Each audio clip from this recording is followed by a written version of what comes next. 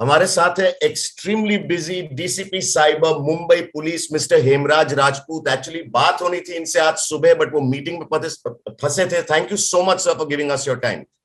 Yeah, please. Thank you very much. Thank you for calling me.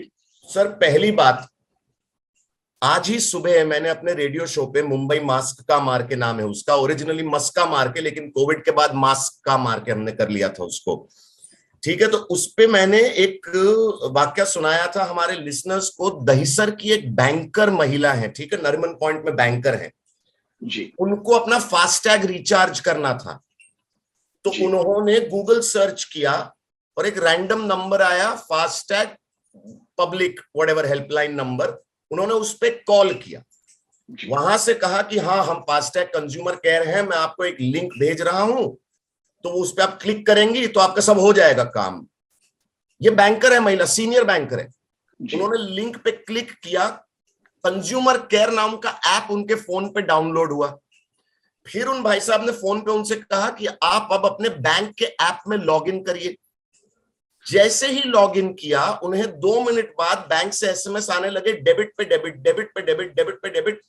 6,90,000 के करीब। Of course incredible job done by the Malad cyber police cell. उन्होंने करीब 2.5 लाख रुपए बचवा लिए उनके। बट सर, जब एक इतनी एजुकेटेड सीनियर बैंकर अपने आप को सुरक्षित नहीं रख सकती साइबर क्राइम से, तो मेरी और मेरी मम्मी की क्या बिसात। जी, सही बताया आपने। तो बेसिकली साइबर क्राइम है क्या?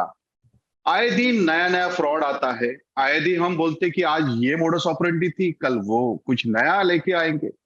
तो बेसिकली ये दूसरा कुछ नहीं है, ये आपके माइंड गेम खेलते हैं आपके साथ में। तो ये माइंड गेम अलग अलग तरीके का हो सकता है। कभी आपके सामने वो कुछ अच्छी ऑफर्स लेके आएंगे। अच्छा, वो ऑफर्स के वक्त हम देखते हैं अगर उसके तरफ, तो हमें तो लगता है कि ऑफर्स तो रियलिस्टिक नहीं लगती है, लेकिन फिर भी हम वहां पे हमारा जो दिमाग और जो आंखों का और जो बोलने का जो कनेक्शन है वो लूज कर बैठते हैं। वो कहीं तो भी जो एक्शन फ्रॉडस्टर खेलता है, वो एक्शन जो फ्रॉडस्टर खेलता है, बस हम उसको रिएक्ट करने लगते हैं। तो कभी वो ऑफर होगी, कभी आपको आपका इलेक्ट्रिसिटी कट करने का एक डराया जाएगा। तो ये अलग अलग फॉर्म्स में आते हैं, लेकिन एक ही बात उसमें कॉमन होती है कि आपके दिमाग से, आपके दिल से ये फ्रॉडस्टर खेलता है। ये जो माइंड गेम खेलता है, ये माइंड गेम में आपको जो चाल चलनी नहीं चाहिए, वो चाल फ्रॉडस्टर आपसे चलवा के रुकता है। तो सबसे पहले और इंपॉर्टेंट बात है, आपका साइबर क्राइम का जो नजरिया है, जिसमें आप जब उसको देखते हो, तो आप साइबर क्राइम को मत देखिए, सामने वाले की चाल को देखिए। अगर आप चाल समझ जाओगे तो डेफिनेटली उससे बच पाओगे। तो वही फंडा हमको सबको सिखाना है, बताना है। तो ये रेस्पेक्टिव आप कितने पढ़े लिखे हो, आप कितने टेक्नो सेवी हो, ये मायने नहीं रखता। आपको बस सामने वाले की चाल समझनी है। अगर चाल समझ गई तो आप साइबर क्राइम क्या, कोई भी क्राइम से बच सकते हो। माइंड ब्लोइंग सर, क्या बात कही आपने। तो आप एसेंशियली कह रहे हैं कि look at the crime but understand the criminal. जी बिल्कुल। मेरा दूसरा सवाल ये है सर कि एक रैंडमली मैं पूछ रहा हूं, सपोज मैं अंधेरी के ओशिवारा में रहता हूं, मेरे साथ एक साइबर फ्रॉड हुआ है। आपने कुछ ही देर पहले कहा ना कि साइबर, ये तो अपने आप को अपडेटेड रखते हैं ये लोग। जी बिल्कुल। कभी फियर होता है कि इलेक्ट्रिसिटी कट जाएगी, जी बिल्कुल। कभी होता है लालच की 60,000 का फोन आपको 15,000 में दे रहे हैं। जी।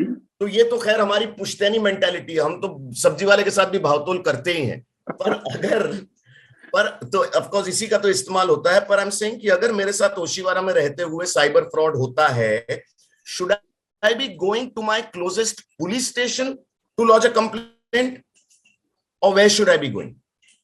देखिए, आज आपके यहाँ पे 3 ऑप्शन मुंबई पुलिस की तरफ से आपके लिए खुले रखे हैं। आप फिजिकली अगर जाना चाहते हो, the nearest police station is there. There also we are having a dedicated cyber cell. There also couple of officers are there, couple of men are there. They are quite techno savvy and they are doing their job at your police station only. अगर आप नहीं जा पा रहे हो तो आपके लिए सेकेंड ऑप्शन है, between morning 10 to evening 6 dedicated helpline है जिसे हम 1930 हेल्पलाइन कहते हैं. That helpline is something which is related to the financial kind of cyber crimes. तो उसमें आपको बस जो भी आपके ट्रांजैक्शन डिटेल्स हुए हैं फ्रॉडस्टर के साथ में, उन्हीं ट्रांजैक्शन डिटेल्स को लेके उस हेल्पलाइन पे आपको कॉल करना है. ये हेल्पलाइन 10 से 6 के बीच में है. ये state of the art helpline है जो एमएचए की तरफ से शुरू हुई, नेशन वाइड है. मुंबई पुलिस ने रिसेंटली 17 मई को ये शुरू किया था और 17 मई से आज तक मोर देन 10,000 लोगों ने इसके ऊपर कॉल किए हैं. और मैं आपको बोलना चाहूंगा उसमें से जो फाइनेंशियल काइंड ऑफ फ्रॉड्स थे वो ऑलमोस्ट 1800 के ऊपर फ्रॉड्स उसमें रिपोर्ट हुए. और इसी फ्रॉड को चलते हुए इसी हेल्पलाइन से हमारे लोगों ने इसमें अब तक मोर देन 35 लाख रुपीस अब तक जो फ्रॉडस्टर्स के अकाउंट्स में गए थे, जो विक्टिम का हार्ड अर्न मनी था, उसको बचाया है. और उसकी जो अगली प्रोसीजर है जो विक्टिम को देने की, वो थ्रू लोकल पुलिस स्टेशन और थ्रू कोर्ट उसको हम वो भी परस्यू कर रहे हैं. तो एक दूसरा ये आपका हो गया. तीसरा एक डेडिकेटेड पोर्टल है जो साइबर क्राइम, उसके ऊपर आप रिपोर्ट कर सकते हैं, जिसको हम cybercrime.gov.in ये पोर्टल बोलते हैं. ये इस पोर्टल पे भी सेम काम होता है. इसी ये दोनों प्लेटफॉर्म पे, साइबर पोर्टल पे भी और 1930 पे भी, आपका विक्टिम भी होता है, इसके साथ में लॉ एनफोर्समेंट एजेंसी मतलब हम भी होते हैं और बैंक्स भी जुड़े होते हैं. तो कई बार फ्रॉडस्टर तो एक लिंक भेजता है, जो लिंक पे हम क्लिक करते हैं, जो यूपीआई लिंक होता है, तो उसको कनेक्टेड जो बैंक अकाउंट्स है वो भी उसमें आइडेंटिफाई होते हैं. अगर फ्रॉडस्टर एक बैंक अकाउंट से दूसरे से तीसरे में पैसा भेज रहा है तो वो सभी बैंक अकाउंट उसमें आइडेंटिफाई होते हैं और फ्रीज भी किए जाते हैं. सो ये तीनों फैसिलिटीज है, जो भी आप कन्वीनियंट समझे उसको आपको लेना है, जिसमें आप फिजिकली भी जा सकते. Mumbai police is always ready for any kind of cyber financial और दूसरा फ्रॉड्स है उसको हम रजिस्टर करने के लिए, और जो विक्टिम्स है उसको हेल्प करने के लिए हमेशा तैयार है. So before we move further, please on behalf of my listeners, मैं आपका तहे दिल से शुक्रिया अदा करना चाहूंगा, आपका और आपकी टीम का, for this incredible job you're doing. ये जी थैंक यू वेरी मच. ये जो मुंबई के सिटीजन्स का, मुंबई कर्क का जो विश्वास है, मुंबई पुलिस इस विश्वास के ऊपर आज तक खरी उतरी है. और आगे भी हमारे सीपी सर, विवेक फंसलकर सर है, उनके नेतृत्व में हम ये सब कर रहे हैं. और ये एक डायनामिक हमारा जो लीडरशिप है, उसमें हम मुंबई पुलिस सिटीजन्स के लिए, सेवा के लिए हमेशा तैयार है. जय हो sir. Before we move on, I just want to repeat, क्योंकि 1930 और पोर्टल की बात तो मैं कॉन्स्टेंटली अपने शो पे करता ही रहता हूं, बट हर पुलिस स्टेशन में डेडिकेटेड साइबर क्राइम सेल के ऑफिशियल्स भी मौजूद हैं. सो फॉर एग्जांपल किसी सीनियर सिटीजन के साथ अगर घटना घटती है और वो टेक सैवी ना हो तो वो फिजिकली भी जा सकते हैं. जी बिल्कुल, एनी टाइम ऑफ दी मतलब लेट नाइट भी हो तो भी आप जा सकते हो. बट साइबर क्राइम के लिए मैं एक ही बात करूंगा, प्लीज उसको इग्नोर ना करें, प्लीज उसको नजरअंदाज करके या फिर होता रहता है ऐसा ना करते हुए आपको रिपोर्ट करना है. Please report it at appropriate platform, so that reporting बढ़ेगा, तभी हम इससे लड़ सकते हैं, इससे हम बाहर निकल सकते हैं. तो फ्रॉडस्टर्स जो फ्रॉडस्टर्स को तो ये फेसलेस है, कहीं पे भी बैठ के कहीं से भी कैसे भी ये सब कर सकते हैं. और ये जो प्लेटफॉर्म्स है, डिजिटल प्लेटफॉर्म्स है, जो उसमें जो प्लेटफॉर्म्स हम बीइंग अ कस्टमर यूज करते, सेम प्लेटफॉर्म का इस्तेमाल ये फ्रॉडस्टर्स भी यूज करते हैं. तो एक ही प्लेटफॉर्म पर सभी लोग हैं, तो प्लेटफॉर्म को यूज कैसे करना है ये भी इंपॉर्टेंट बात है. अभी आपने शुरुआत करते वक्त गूगल का एक इसमें जिक्र किया था. मतलब ये मैं बोलना चाहूंगा कि डिजिटली आपके मोबाइल पे जो भी बात आपको दिखाई देती है, ये मानना आपको छोड़ना होगा कि ये सही है, ये ऑथेंटिक है. तो सबसे पहले मैं साइबर क्राइम के बारे में तो ये बोलूंगा कि आपको सामने दिखने वाली चीज वैसे नहीं है, यही आप मान लो, तभी आप साइबर फ्रॉड से दूर हो पाओगे. तो ऑथेंटिक वेबसाइट्स है, ऑथेंटिक उसके toll free customer care numbers है, वो छोड़ के आपको अगर कोई फ्रॉडस्टर अपना खुद का नंबर भेज रहा है, उसके ऊपर से आपको एसएमएस भेज रहा है, व्हाट्सएप भेज रहा है, आपको कॉल कर रहा है, तो सबसे पहले हमारे दिमाग की घंटी बजनी चाहिए कि ये पर्सनल नंबर से कॉल आ रहा है, मतलब ये फ्रॉड है. तो ये फ्रॉड है करके घंटी बजेगी, तो भी हम उससे दूर रह पाएंगे। जी। आपने जो कहा ना, उससे मुझे याद आया, मेरी माताजी ने जो मुझे बचपन से कह कह के बड़ा किया है, अब मेरी माताजी को मुझे कहने का समय आ गया है कि दिसत तसं नसतं म्हणून जग फसतं, कि जो अगदी बरोबर. हो का नाही. तो सर, दोन गोष्ट आपने जो अभी कुछ देर पहले जिक्र किया, एक तो कि मई से लेके अब तक 10,000 लोगों ने साइबर कंप्लेंट्स फाइल किए हैं, करेक्ट है. तो सवाल इससे ये बनता है कि क्या हर महीने या हर सप्ताह साइबर क्राइम की मात्रा बढ़ती जा रही है? जी बिल्कुल. 2019-20 के बाद में जो पैंडेमिक फेज शुरू हुआ, उसके बाद में ये जो टेक्नोलॉजी का यूज है, ये यूज बढ़ गया. तो आप केजी के बच्चे से लेके जो वर्क फ्रॉम होम का स्ट्रक्चर शुरू हुआ, जो अभी हाइब्रिड मोड में चल रहा है, तो of course number of the users they have increase a lot. Mobile phone, tablet, laptops, desktop, तो टेक्नोलॉजी का यूज जैसे कस्टमर्स का बढ़ गया है, जो हम यूज करने बढ़ गए, वैसे ही ये टेक्नोलॉजी का यूज करके फ्रॉडस्टर ने भी अपना बिजनेस शुरू कर दिया. उन्होंने भी अपना वर्क फ्रॉम होम शुरू कर दिया. तो ये जो बात हुई है, तो ऑफ कोर्स जैसा यूज बढ़ता है वैसे, तो वी आर डिपेंडेंट एक्चुअली. तो हम हमारे सामने कोई बुक स्टॉल है, हमारे सामने मेडिकल स्टॉल है, तो हमने छोड़ दिया. ये पोस्ट कोविड फेज में हमने क्या था, डोर स्टेप डिलीवरी चाहिए भैया हमको. तो ये डोर स्टेप डिलीवरी में लीकर भी हो गया, मेडिसिन भी हो गया, बुक्स भी हो गया. तो इसमें हम सीधा सीधा क्या करते हैं, आसानी से बस गूगल पे सर्च कर, हम सोचते गूगल बाबा पे है तो बस सही होगा. और ये सही मानने के चक्कर में हम फ्रॉडस्टर को रिंग करते हैं, और आगे का काम तो बस वो एक्शन करना और हमारा रिएक्ट करना. तो ये रिएक्ट करना हमको अगर बंद करना है, तो उसके लिए ऑथेंटिक चीजों को ऑथेंटिक तरीके से ही सर्च करना है. उसको हड़बड़ाहट में, या फिर सामने वाला घबरा रहा है, आपको बता रहा है या कुछ कर रहा है करके हमको नहीं करना है. तो ये जी बिल्कुल, ये मैं मानता हूं कि साइबर क्राइम में पोस्ट पैंडेमिक फेज में जरूर इजाफा दिखने में आ रहा है. बाप रे. तो सर, इससे एक और सवाल बनता है कि क्या मोस्टली सीनियर सिटीजन्स को टारगेट किया जाता है? जी नहीं.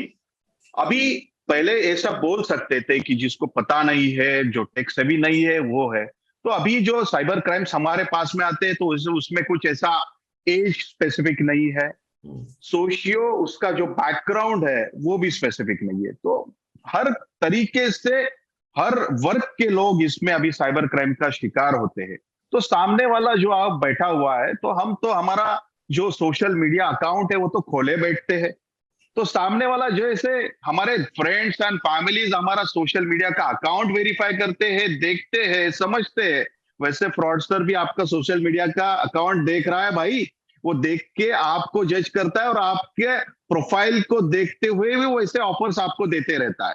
तो हम सोशल मीडिया के अकाउंट्स के बारे में भी हमको अभी इसके आगे काफी हद तक देखना पड़ेगा कि ये कौन देख सकता है, कौन नहीं देखता है. उसके सिक्योरिटी फीचर्स को भी अपनाना पड़ेगा भैया. तब जाके अगर हम पर्सनल लाइफ में अगर मिलते हो, फिजिकली किसी अनजान आदमी से मिलते, तो हम पूरा ओपन अप नहीं होते, उसको जज करते, सही है गलत है, उसको बोलना चाहिए नहीं बोलना चाहिए. लेकिन यही बात अगर हमारी सोशल मीडिया पे आ जाती है, तो हम तो हमारी पूरी दुकान खुली करके बैठ जाते हैं. मैं क्या हूं, कहाँ जाता हूं, क्या करता हूं, मेरे फोटोग्राफ्स क्या है. तो इस सबसे पहले इंपॉर्टेंट बात है, अपनी दुकान को बंद करके रखना है. हमारा जो भी प्रोफाइल है उसको लॉक करके रखना है, और लिमिटेड लोगों के साथ में. तो भैया सोशल मीडिया पे हम तो बहुत से फ्रेंड्स बना लेंगे, लेकिन एक्चुअल दुनिया में जो हम बर्ताव करते हैं, वही बर्ताव सोशल मीडिया के फ्रेंड्स के साथ में भी होना चाहिए. ना कि किसी अनजान आदमी की कोई भी फ्रेंड रिक्वेस्ट एक्सेप्ट करना, अनजान आदमी का फोन कॉल रिसीव करना, वीडियो कॉल रिसीव करना, चैट करना. सुन रही हो मम्मी, छोड़ दो फेसबुक. अच्छा सर, मैं आपसे मैं फेसबुक छोड़ने के लिए नहीं बोलूंगा, लेकिन उसको यूज करते हुए, कोई भी प्लेटफॉर्म हो, उसको यूज करते हुए बस आप उसके सिक्योरिटी फीचर्स का बस इस्तेमाल कीजिए. बिल्कुल सर. बट अब मेरा सवाल ये है कि आप कह रहे हैं कि साइबर क्राइम की मात्रा तो बढ़ी ही है ऑब्वियसली, क्योंकि इंटरनेट यूजेज बढ़ा है लोगों का. मैंने तो ये तक सुना है कि साइबर क्रिमिनल्स को ट्रेनिंग दी जाती है एक किस्म की. तो क्या ये साइबर क्रिमिनल डॉन टाइप है क्या, कि इनको पकड़ना मुश्किल ही नहीं नामुमकिन है टाइप? डर क्यों नहीं लगता इनको? जी मैंने आपको अभी बोला है कि ये फेसलेस है, और ये कौन कहाँ पे बैठ के कर रहा है, कोई आपके बाजू में बैठ के भी कर सकता है, कोई दुनिया के किसी कोने में बैठ के भी कर सकता है। तो ये जो होती है, इसमें मैं ये नहीं बोलूंगा कि उनको पकड़ना मुश्किल है, लेकिन ये जरूर बोलूंगा कि इसमें दिक्कतें तो आती है, क्योंकि आइडेंटिटी उसमें छिपा के ये सब काम होता है। रिसेंटली हमने जुलाई महीने में एक बहुत बड़ा ऑनलाइन लोन ऐप का रैकेट बस्ट किया है, जो पैन इंडिया फैला हुआ था, जिसमें हम एक्सट्रीम साउथ तमिलनाडु से कुछ अरेस्ट किए हैं और एक्सट्रीम नॉर्थ उत्तराखंड से भी कुछ एक्यूज को हमने उसमें अरेस्ट किया है। तो ये करते हुए मेहनत तो करनी पड़ी, लेकिन मेहनत करते हुआ ये हम दुनिया को दिखा सके कि इनको पकड़ना मुश्किल नहीं है, ये कर सकते हैं, और हमने ये किया है। क्या बात है sir, thank you so much. Is there anything else जो आप ऐड करना चाहेंगे? जी, मुंबई पुलिस आपको यही आपके माध्यम से ये कहना चाहेगी, awareness is the key for any kind of the cyber crime से आपको बचना है, तो अवेयर रखिए और खुद को और आपके आजू बाजू वाले आपके फ्रेंड्स एंड फैमिलीज को। ये बात तो इंपॉर्टेंट है कि आप टेक्नोलॉजी यूज करते हुए आपका दिमाग बाजू में रख के ना यूज कीजिए, बस दिमाग को उस सर्किट में रखिए। अगर दिमाग उसमें रहता है तो आपको सामने वाला कोई भी माइंड गेम खेले, आप उसके माइंड गेम में नहीं फंसेंगे। अगर आप उसके माइंड गेम में नहीं फंसेंगे, क्योंकि सामने वाला आप कुछ करते हो तभी वो फ्रॉड होता है। आपको लिंक को क्लिक करने के बोलेगा, आपको ओटीपी शेयर करने के लिए बोलेगा, आपको क्रेडेंशियल शेयर करने के लिए बोलेगा। उसको कहने दो, उसको पैनिक करवाने दो। हम पैनिक नहीं होंगे, वो हम उसकी लालच में नहीं आएंगे। ये अगर हमने सोचा है तो हम साइबर क्राइम से बच सकते हैं। Please, thank you so much for keeping us safe sir. जय हिंद, जय महाराष्ट्र। जय हिंद, जय महाराष्ट्र। 92